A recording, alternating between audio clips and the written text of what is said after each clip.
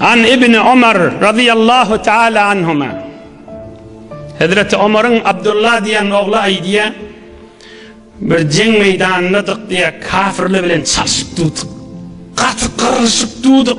Müslümanla kıssağa düşüp biremedi iyide kaçtı diye.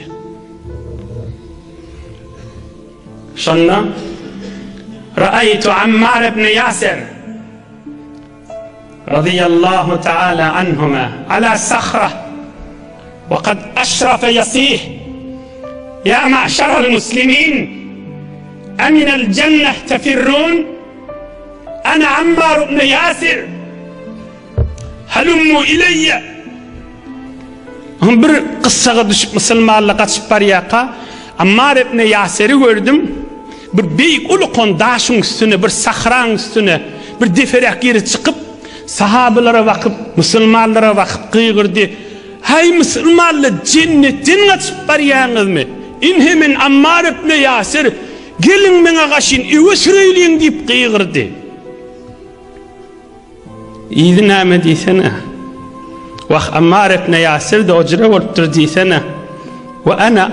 وأنا أنظر إلى أذنه قد قطعت فهي تذبذب وهو يقاتل أشد القتال. Görsem kulağı kesiliptir, kulağı sallamtu eldeyse yere kaçacak, kulağı sallanıp kan akıp duran yerinden Müslümanlar kıygırıp tuğdu iyide kaçman eve sürün deyip şeyle gözledim görsem Ammar ibn Yasir bir kulağı kesilip kulağı yere sallanıp kıymırlar kaçacak bort tuğdu deyip durdu. Bular cemaatler gıska jay deyin gurrun biter ağır olmasın.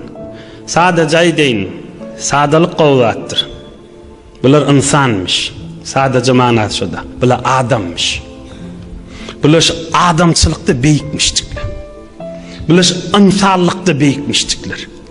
Bir vakt bir yaşacak gulalı cavan oğlan bir beyik alim, beyik pirden var soraptır da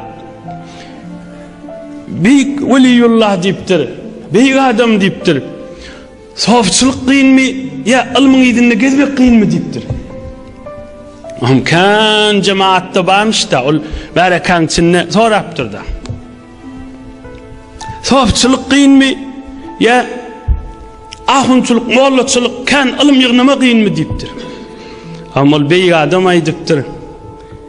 Sofçılıkta ansa atacak deyiptir. Ilmin idinle gezmek de ansa atacak deyiptir.